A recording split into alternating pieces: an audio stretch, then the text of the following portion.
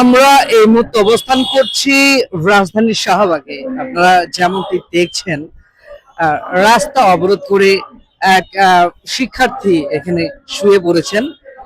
আসলে দেখছেন যে তাদের এই কর্মসূচির জন্যই, তাদের রাস্তা অবরোধের জন্যই এখন পর্যন্ত মানে পল্টন হয়ে শাহবাগে যেই যানবাহন গুলো আসে সেগুলো আসতে পারছেন না এবং শাহবাগ আহ, বেরিয়ে যেতে পারছেন না।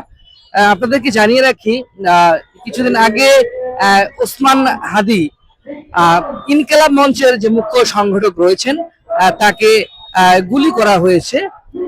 তারই ধারাবাহিকতায় তাদের যেই সুষ্ঠু তদন্ত এবং হামলাকারীদের বিচারের দাবিতে আজকে এই শাহবাগ অবরোধ কর্মসূচি রেখেছে শিক্ষার্থীরা। এবং তারা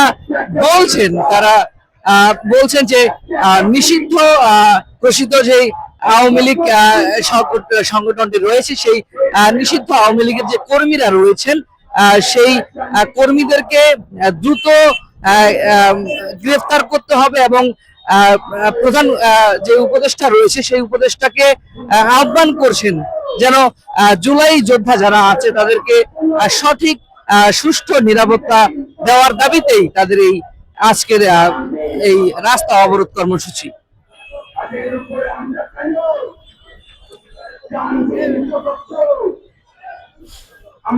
আপনারা দেখছেন ইমার্জেন্সি যেগুলো যানবাহন সেগুলো ব্যতীত সকল যানবাহনকে ফেরত দিয়ে দিচ্ছে। তারা কোনোভাবে এই শাহবাগ পার হয়ে যেতে পারছেন না। চারপাশেই চার পাঁচটা রোড যে রয়েছে সেগুলো আসলে ব্লক করে দেওয়া হয়েছে। এখানে দেখছেন যে প্রশাসন দাঁড়িয়ে রয়েছেন ব্যারিকেড দিয়ে, যেন কোনো যানবাহন এদিকে আসতে না পারে এবং কোনো ধরনের কোনো অপ্রীতিকর ঘটনা যেন না ঘটে, সেটা লক্ষ্য রাখছেন প্রশাসন।